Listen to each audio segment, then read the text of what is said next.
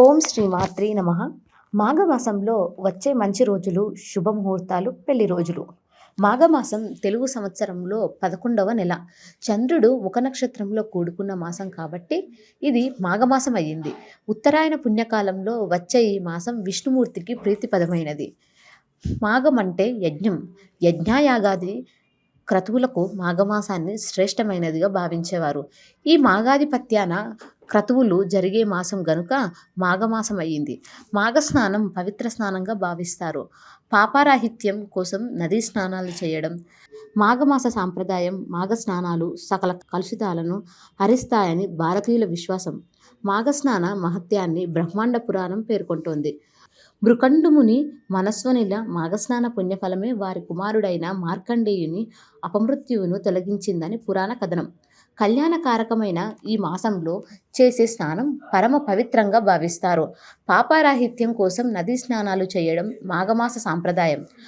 మాఘమాసంలో సూర్యుడు ఉన్న రాశిని బట్టి ప్రత్యూష కాలంలో సూర్యకిరణాలు ఒక ప్రత్యేక కోణంలో భూమిని చేరుతాయి.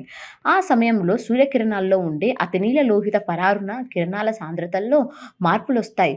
ఆధునిక శాస్త్రవేత్తలు సైతం సూర్యోదయానికి ముందు చేసే స్నానాలు చాలా ఆరోగ్యవంతమైనవిగా, వేగంగా ప్రవహించే నీళ్లలో చేసే స్నానాలు శ్రేష్టమని పేర్కొంటున్నారు.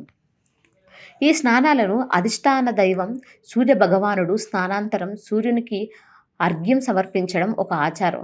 మాఘమాసంలో సూర్యోదయానికి పూర్వం గృహ స్నానంతోనైనా 6 సంవత్సరాల ఆగమర్షణ స్నాన ఫలం లభిస్తుందంటారు.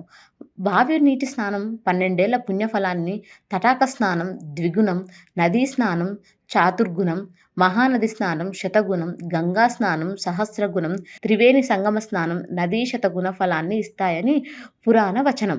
మాఘస్నానంలో దివ్య తీర్థాలను స్మరించి పాప వినాశనం కోరుతూ స్నానం చేయడం సాంప్రదాయం. స్నాన సమయంలో ప్రయాగను స్మరిస్తే ఉత్తమ ఫలం లభిస్తుందని విశ్వాసం. మాఘ పూర్ణిమను మహామాఘం అంటారు. ఇది ఉత్తిష్టమైన పూర్ణిమ. స్నానదాన జపాలకు అనుకూలం. ఈ రోజున సముద్ర స్నానం మహిమాన్విత ఫలదాయకం అంటారు. మాఘమాసం మహిమ. ఆగమ అనే పదానికి సంస్కృతంలో పాపము అని అర్థం. మాఘము అంటే పాపాలను నశింపజేసేదనే అర్థాన్ని పండితులు చెబుతున్నారు. అందుకే మనకున్న మాసాల్లో మాఘమాసం విశిష్టతను సంతరించుకుంది. ఇది మాధవ ప్రీతికరం. స్థూలార్థంలో మాధవుడు అంటే భగవంతుడు. శివుడైనా విష్ణువైనా ఎవరైనా కావచ్చు. ఈ మాసంలో గణపతి, సూర్య తదితర దేవతల పూజలు, వ్రతాలు కూడా జరుగుతుంటాయి. మాఘ విశిష్టతను ఈ మాసంలో ముఖ్యంగా సూర్యుడు మకర రాశిలోకి ప్రవేశించినప్పటి నుండి ఉదయకాలపు స్నానాలు చేయటం ఓ వ్రతంగా ఉంది. మాఘమాసంలో ఎవరికి వారు వీలున్నంతలో నది, చెరువు, మడుగు, కొలను, బావి చివరకు చిన్న నీటి పడియలోనైనా సరే స్నానం చేస్తే ప్రయాగలో స్నానం చేసినంత పుణ్యఫలం అబ్బుతుంది. చలికి భయపడక ఉదయాన్నే నది స్నానం చేయటం సర్వోత్తమం తిథులు.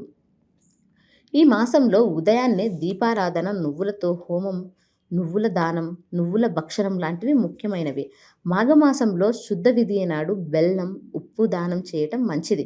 2 శుద్ధ విధియ, 3 శుద్ధ చవితి, 4 శుద్ధ పంచమి, 5 శుద్ధ షష్ఠి, 6 శుద్ధ సప్తమి, 7 అష్టమి, 8 నవమి, 9 ఏకాదశి, 10 ద్వాదశి, 11 త్రయోదశి, 12 మాఘ పూర్ణిమ, 13 కృష్ణా పాడ్యమి, 14 కృష్ణ సప్తమి, 15 కృష్ణ ఏకాదశి, 16 కృష్ణ ద్వాదశి, 17 కృష్ణ చతుర్దశి, 18 కృష్ణ అమావాస్య. ఇలా మాఘమాసంలో ఎన్నెన్నో వ్రతాలు, పర్వదినాలు వివిధ దేవతలను ఉద్దేశించి జరుపుకోవటం కనిపిస్తుంది.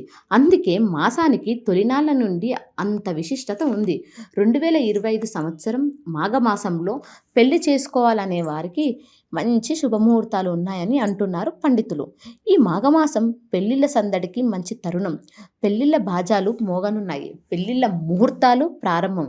ఈ మాఘమాసంలో ఎక్కువ శుభముహూర్తాలు ఉన్న తేదీలు ఏమిటంటే ఫిబ్రవరి 4, 5, 6, 7, 8, 10, 11, 12, 13, 14, 15. ఈ ముహూర్తాలు అనేవి అందరికీ ఒకే విధంగా ఉండవు.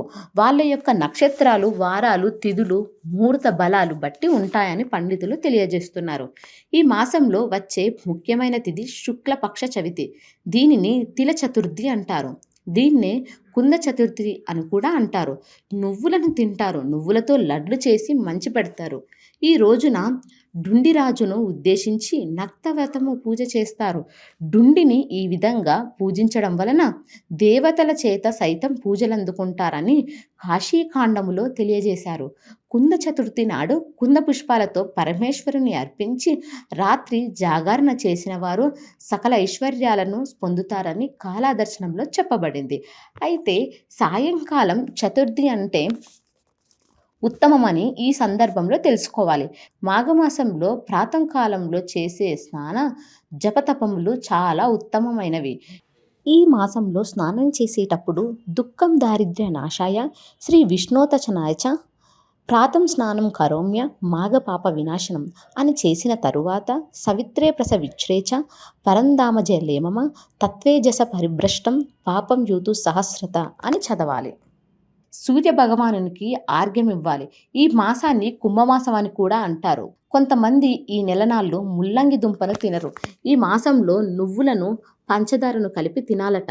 నువ్వులను దానమివ్వాలట. రాగి పాత్రలో గోధుమ రంగుగా ఉన్న నువ్వులను పాత్రతో సహా దానమిస్తే మంచిది.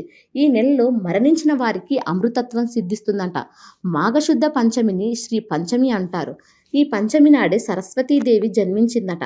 ఈనాడు రతీ మన్మధులను మల్లెపూలతో పూజిస్తారు. ఉత్తర భారతదేశంలో విష్ణుమూర్తిని సరస్వతీదేవిని కూడా పూజిస్తారు. బ్రహ్మదేవుడు సృష్టి చేయగా చరాచర ప్రపంచం శ్మశాన నిశ్శబ్దంతో ఉందట. ఆవేదనతో తన కమండలంలోని నీటిని ప్రపంచంపై చిలకరించగా చెట్లపై ఆ నీటి బిందువులు పడి ఒక శక్తి ఉద్భవించిందట.